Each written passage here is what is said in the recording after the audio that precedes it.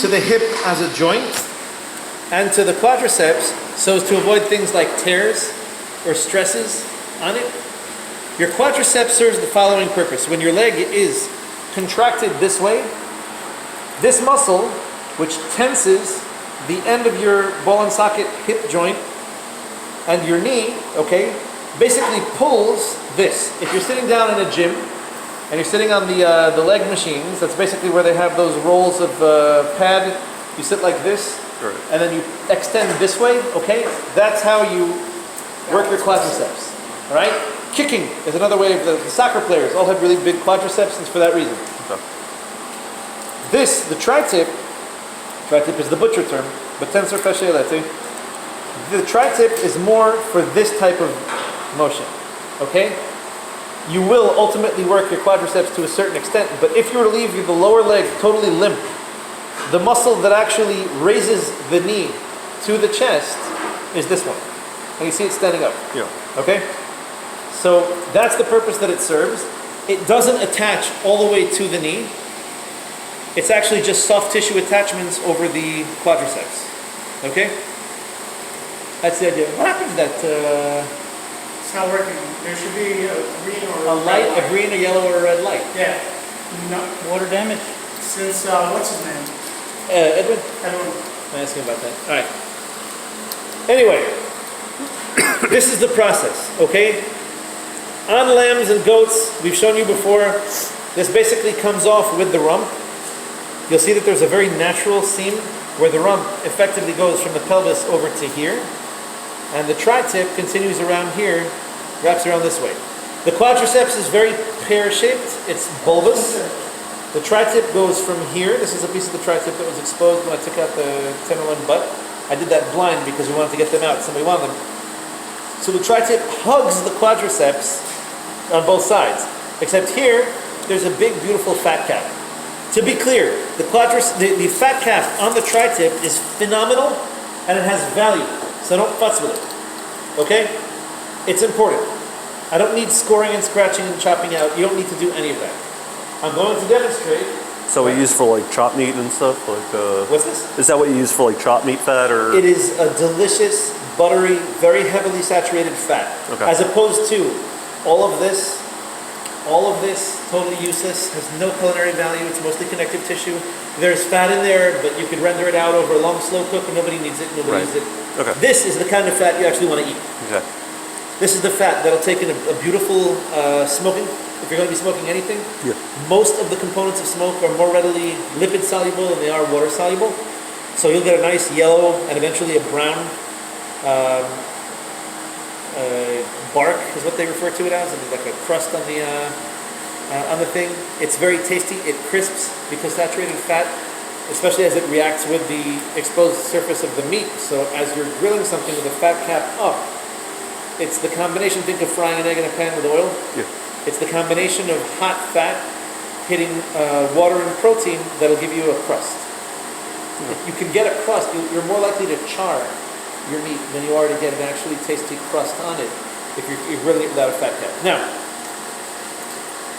this over here, and this actually isn't a piece of the muscle. You'll see that this is just discolored fat from the aging process.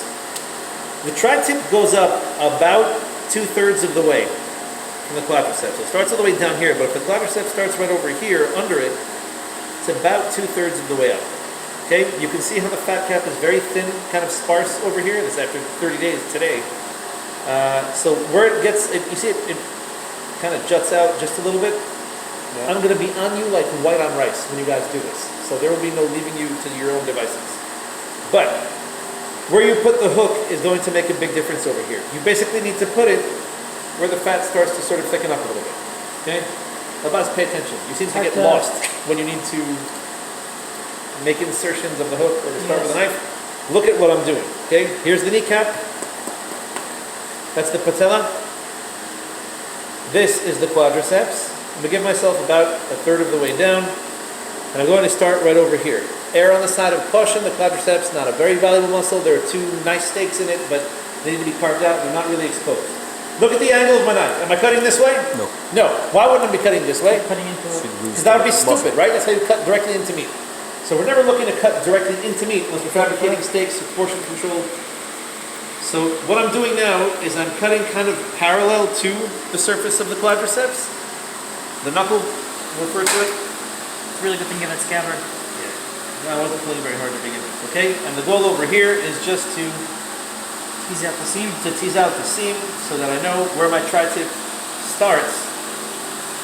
Okay? That's it.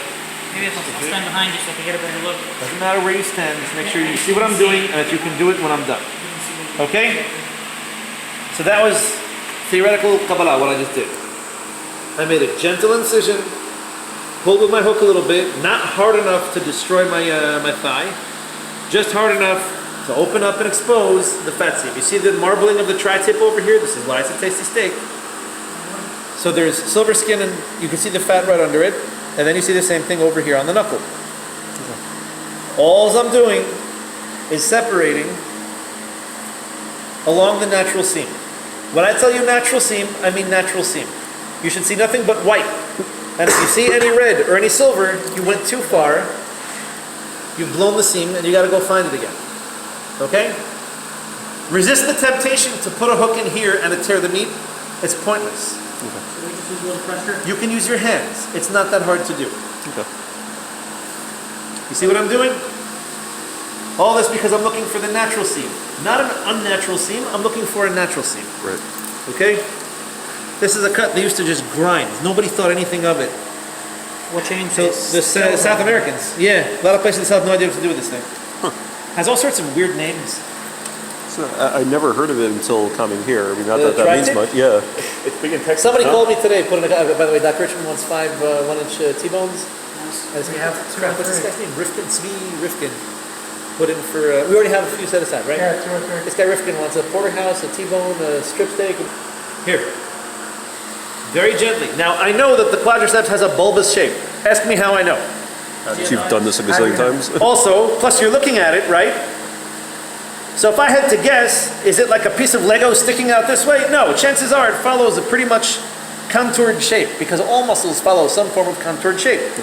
I should expect no surprises. I'm not going to stab a knife all the way in there, but if I had to, I would suspect that this curve is pretty much continuous. Okay? Now, as you get up here, you're going to be very gentle because it does hug and kind of taper off over here. So all I ask of you to do is to follow the seam. Now, the edge of this happens to have some gristle on it that we remove when we fabricate steaks from it. So I'm actually going up a little bit with my knife.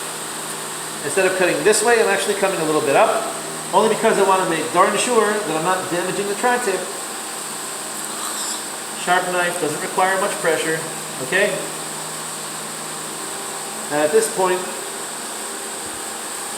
I can basically force it open. Okay? The Look at my knife tip, you see Yeah. this? Now that I'm all the way on the bottom of the quadriceps, on the Yeah. bottom of the knuckle, I can be a little bit more aggressive because I know the shape of this muscle. If you don't do that. Okay? And this over here is the rump. So now, That's not the quadriceps, this is the rump. what happens now that you expose that red?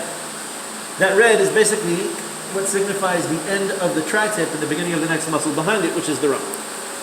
So, The quadriceps is relatively less valuable.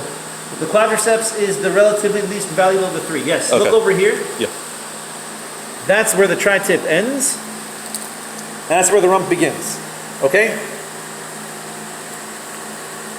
That's it. Don't pull very hard. The whole thing only weighs 3 pounds or so, a little bit more before trimming, a little bit less after. And over here, see, you know why it's called a tri-tip? Hang on. Elvas. Yes, sir. Why do you suspect this muscle is referred to as the tri-tip? Perhaps because it's like triangular in a way. There is something triangular about it, isn't there? Perhaps. So it has right. Basically 3 points. Wait a second, Elvas. We're just getting started. Can you tell me what you're looking at?